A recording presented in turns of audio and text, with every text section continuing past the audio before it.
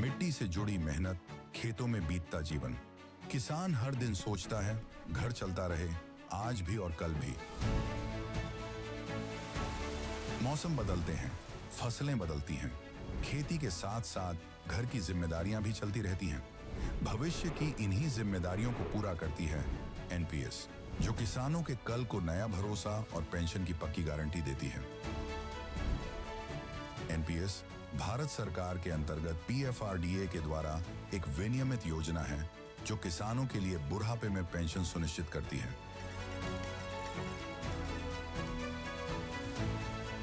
NPS खाता खोलने के लिए अपने नजदीकी सीएससी से संपर्क करें या 1800-1107-08 पर कॉल करें।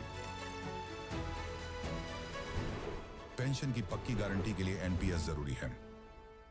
क्या डोनाल्ड ट्रंप आरएसएस पर प्रतिबंध लगाने जा रहे हैं? क्या अमेरिका आरएसएस की संपत्तियां जब्त करेगा और उसके सदस्यों की अमेरिका में एंट्री बैन हो जाएगी? इस बात को लेकर पूरे अमेरिका में चर्चा है। अमेरिकी सरकार की एक संस्था ने राष्ट्रीय स्वयंसेवक संघ पर प्रतिबंध लगाने की सिफारिश की है। इस संस्था का नाम है United states commission on international religious freedom. इस अमेरिकी संस्था ने अपनी 2026 की सालाना रिपोर्ट में डोनाल्ड ट्रंप प्रशासन को सिफारिश की है कि आरएसएस पर प्रतिबंध लगाया जाए। ये प्रतिबंध आरएसएस की संपत्ति जब्त करने और उसके सदस्यों को अमेरिका में एंट्री रोकने जैसे हो सकते हैं। यह सिफारिश इसलिए की गई है क्योंकि कमीशन का मानना है कि आरएसएस भारत में धार्मिक स्वतंत्रता के लिए खतरा है और देश में धार्मिक उन्माद फैलाने के लिए जिम्मेदार है। इस रिपोर्ट की भारत में अल्पसंख्यकों की सुरक्षा, कानूनों के इस्तेमाल और हिंसा पर दुनिया भर में चर्चा हो रही है। जानकारों का मानना है कि अगर अमेरिका इन सिफारिशों पर अमल करता है तो भारत अमेरिकी संबंधों पर असर पड़ सकता है। लेकिन अभी ये सिर्फ सिफारिशें हैं। ये मुद्दा धार्मिक आज़ादी, मानवाधिकार और राजनीति से जुड़ा है। जानकारों का मानना है कि आरएसएस बीजेपी का पैतृक संगठन है जिसकी सरकार केंद्र में है। जिस अमेरिकी सरकारी संस्था ने आरएसएस को बैन करने की मांग की है वो डेमोक्रेटिक और रिपब्लिकन दोनों पार्टियों का समर्थन करने वाला एक स्वतंत्र अमेरिकी सरकारी आयोग है। इसे 1998 में बने अंतर्राष्ट्रीय धार्मिक स्वतंत्रता कानून के तहत बनाया गया है। यह आयोग दूसरे देशों में धर्म की आज़ादी या आस्था की स्वतंत्रता की निगरानी रखने का काम करता है। इसका मकसद ये देखना कि लोगों को उनके धर्म मानने, पूजा करने या विश्वास रखने से कोई रोक तो नहीं रहा। इसका काम अमेरिका के राष्ट्रपति, विदेश मंत्री और कांग्रेस को सलाह देना भी है कि क्या नीतियां बननी चाहिए ताकि दुनिया में धर्म की आज़ादी बढ़े, और इसका काम ये भी जांच करना है कि कितनी अच्छी तरीके से लागू हो रहा है। इसके कुल 9 सदस्य होते हैं। इनकी नियुक्ति राष्ट्रपति या कांग्रेस के दोनों पार्टियों के नेता मिलकर करते हैं। ये लोग किसी एक पार्टी के नहीं होते बल्कि दोनों पार्टियों से आते हैं। 2026 की ये एनुअल रिपोर्ट मार्च की शुरुआत में जारी हुई है। ये रिपोर्ट 2025 में दुनिया भर में धार्मिक स्वतंत्रता की स्थिति पर आधारित है। जानकारों का मानना है कि ये सिफारिशें बाध्यकारी नहीं होती, लेकिन अमेरिकी नीति पर असर जरूर डाल सकती हैं। ये 7वीं बार है जब कमीशन ने भारत को कंट्री ऑफ पार्टिकुलर कंसर्न घोषित करने की सिफारिश की है। कंट्री ऑफ पार्टिकुलर कंसर्न से मतलब वो देश होते हैं जहां धार्मिक स्वतंत्रता का गंभीर उल्लंघन हो रहा है। इस बार कुल 18 देशों को सीपीसी बनाने की सिफारिश है, जिसमें अफगानिस्तान, चीन, ईरान, पाकिस्तान, रूस जैसे देश शामिल हैं। रिपोर्ट में कहा गया है कि 2025 में भारत में धार्मिक स्वतंत्रता की स्थिति और बिगड़ी है। सरकार ने धार्मिक अल्पसंख्यकों, खासकर मुस्लिम और ईसाई को निशाना बनाने वाले नए कानून बनाए हैं और लागू किए हैं। मस्जिदों, गिरजाघरों और अन्य धार्मिक स्थलों पर हमले किए गए। अब जान लेते हैं कि इस रिपोर्ट में क्या क्या कहा गया है।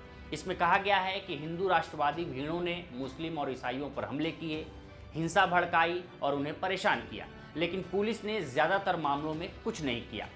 कई राज्यों में गो हत्या कानून के नाम पर मुस्लिमों पर हमले हुए। 12 राज्यों में एंटी कन्वर्जन कानून हैं जिन्हें 2025 में और सख्त बनाया गया। इनमें जेल की सज़ा बढ़ाई गई और धार्मिक कन्वर्जन की परिभाषा विस्तृत की गई। उमर खालिद, शर्जील इमाम जैसे सीएए विरोधी प्रदर्शनकारियों को 5 साल से बिना ट्रायल जेल में रखा गया है। मार्च 2025 में महाराष्ट्र में औरंगजेब की कब्र हटाने की मांग पर दंगे हुए, जिसमें दर्जनों घायल हुए।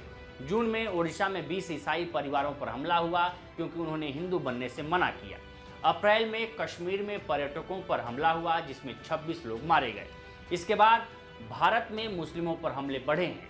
मई में 40 रोहिंग्या शरणार्थियों, जिनमें 15 ईसाई थे, को समुद्र में फेंक दिया गया, जो तैरकर बर्मा के किनारे गए। जुलाई में असम से सैकड़ों बंगाली मुस्लिमों को बांग्लादेश भेज दिया गया, भले ही वे भारतीय नागरिक थे। वक्फ बिल पास हुआ, जिसमें वक्फ संपत्ति पर गैर मुस्लिमों को शामिल किया गया। इससे पश्चिम बंगाल में दंगे हुए और 3 लोग मारे गए। सुप्रीम कोर्ट ने कुछ प्रावधानों पर रोक लगाई। उत्तराखंड में मदरसा बोर्ड खत्म कर दिया गया और अल्पसंख्यक शिक्षक संस्थानों को राज्य नियंत्रण में लाया गया।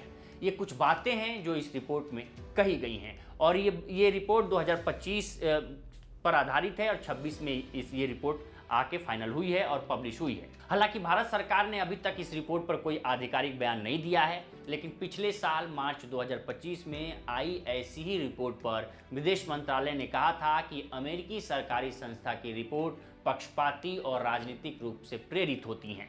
लेकिन इस बार कोई प्रतिक्रिया देखने को अभी तक भारत सरकार की तरफ से नहीं मिली है। अब जान लेते हैं कि ये रिपोर्ट क्यों अहम मानी जा रही है। ये रिपोर्ट इसलिए अहम है क्योंकि यह रिपोर्ट भारत में अल्पसंख्यकों की सुरक्षा, कानूनों के इस्तेमाल और हिंसा पर अंतर्राष्ट्रीय समुदाय का ध्यान अपनी ओर खींच रही है, यानी आकर्षित कर रही है। अगर अमेरिका इन सिफारिशों पर अमल करता है तो भारत अमेरिकी संबंधों पर असर जरूर पड़ सकता है। हालांकि इस रिपोर्ट पर अभी तक भारत सरकार ने कोई प्रतिक्रिया नहीं दी है। अगर कोई प्रतिक्रिया देती है तो हम फिर से अपडेट करेंगे और आपको बताएंगे। फिलहाल इस रिपोर्ट में इतना ही। इस पर आपकी क्या राय है हमें कमेंट कर सेक्शन में जरूर बताएं। बाकी देश दुनिया की तमाम खबरों के लिए बने रहें।